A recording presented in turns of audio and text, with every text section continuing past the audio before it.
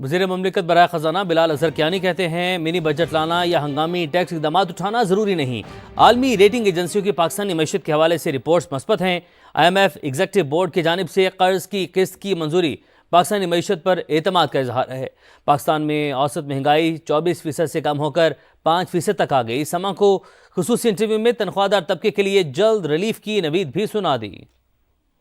IMF کی جانب سے 1.2 ارب ڈالر کی اگلی قسط کی منظوری ہو چکی ہے اور حکومت پاکستان اس کو ایک بڑی کامیابی قرار دے رہی ہے، لیکن کیا عام آدمی کو اس کا فائدہ ہوگا؟ کیا بجلی اور گیس کی قیمتیں مزید بڑھنے جا رہی ہیں اور کیا پیٹرولیم لیوی میں بھی اضافہ ہوگا؟ اس پر بات کرتے ہیں۔ ہمارے ساتھ موجود ہیں وزیر مملکت خزانہ بلال اظہر کیانی صاحب۔ عام آدمی کو ریلیف کب ملتا نظر آ رہا ہے؟ آپ نے دیکھا ہے کہ پچھلے سال ڈیٹ کے اندر جو ہمارے تینوں ریٹنگز ایجنسیز ہیں، S&P، موڈیز، فچ، انہوں نے بھی پازیٹیو رپورٹس بھی دی، اپ گریڈ بھی کی ہماری ریٹنگ، اور معاشی استحکام میں جو ایک فسکل ڈسپلن کا کم از کم عمل ہے وہ آپ کے سامنے ہے۔ FBR کے اندر ریفارمز علیحدہ، ٹیکس کلیکشن پچھلے سال 26% گروتھ رہی۔ اوور آل جو پرائم منسٹر کا اکنامک ریفارمز ایجنڈا ہے، چاہے اس میں پاور سیکٹر ریفارمز ہیں، پرائیویٹائزیشن کا ایجنڈا ہے، ٹیرف ریفارمز ہیں، دیگر ریفارمز ہیں، وہ سب ساتھ ساتھ چل رہے ہیں، جس میں نہ صرف ہم ایک ہی وقت میں فسکل ڈسپلن کر رہے ہیں اور اپنے ایکسٹرنل فرنٹ پہ بھی ہم نے اپنے زر مبادلہ کے ذخائر کو مستحکم کیا ہے۔ یقیناً ان ساری چیزوں کا مقصد یہ ہوتا ہے کہ ہم نے آن دا گراؤنڈ اپنے شہریوں تک، پاکستانی شہریوں تک اس کے فوائد پہنچانے، اور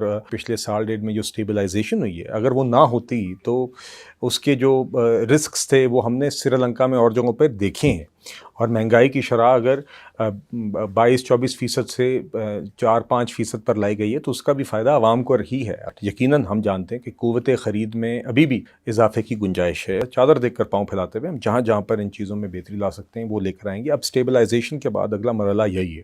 امپریشن یہ ہے کہ ایک منی بجٹ آئے گا کیونکہ ٹارگٹ 5 ماہ کا تو اچیو نہیں کیا FBR نے، آگے جا کے بھی شارٹ فال کا امکان ہے، تو آپ نہیں سمجھتے اس سے مزید بوجھ بڑھے گا؟